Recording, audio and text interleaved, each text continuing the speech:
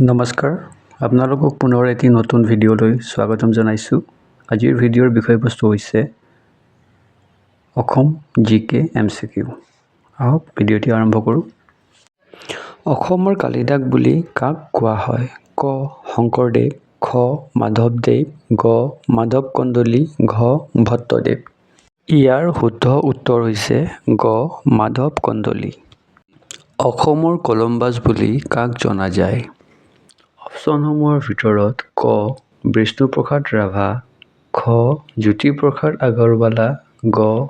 মণিৰাম দেৱান, ঘ. ফণী শৰ্মা। ইয়াৰ শুদ্ধ উত্তৰ হৈছে ক. বিষ্ণুপ্ৰসাদ ৰাভা। তলৰ কোনজন ব্যক্তিক ভাৰতৰ হোমাৰ বুলি কোৱা হয়? অপশ্যনসমূহৰ ভিতৰত ক. চাণক্য, খ. কালিদাস, গ. তুলসীদাস, ঘ. মীৰাবাই। আৰু ইয়াৰ শুদ্ধ উত্তৰ হৈছে খ. কালিদাস।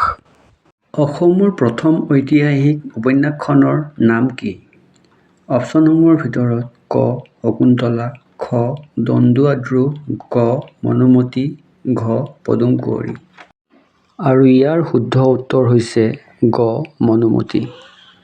কোনজন ব্যক্তিক অসমৰ ৰামমোহন ৰয় বুলি জনা যায়? অপশ্যনসমূহ হ'ল বিষ্ণুপ্ৰসাদ ৰাভা, জ্যোতিপ্ৰসাদ আগৰৱালা, আনন্দৰাম ঢেকিয়াল ফুকন, মণিৰাম দেৱান। ইয়াৰ শুদ্ধ উত্তৰ হ'ল আনন্দৰাম ঢেকিয়াল ফুকন। অসম নাট্য সন্মিলনৰ প্ৰথম সভাপতিজনৰ নাম কি? অপশ্যনসমূহ হ'ল ক. ফণী শৰ্মা, খ. যুগল দাস, গ. বিষ্ণুপ্ৰসাদ ৰাভা, ঘ. জ্যোতিপ্ৰসাদ আগৰৱালা। আৰু ইয়াৰ শুদ্ধ উত্তৰ হ'ল গ. বিষ্ণুপ্ৰসাদ ৰাভা।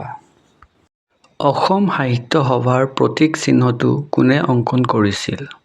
অপশ্যনসমূহ হ'ল ক. বিষ্ণুপ্ৰসাদ ৰাভা, খ. ফণী শৰ্মা, গ. যুগল দাস, ঘ. অচ্যুত লহকৰ। আৰু ইয়াৰ শুদ্ধ উত্তৰ হ'ল গ. যুগল দাস।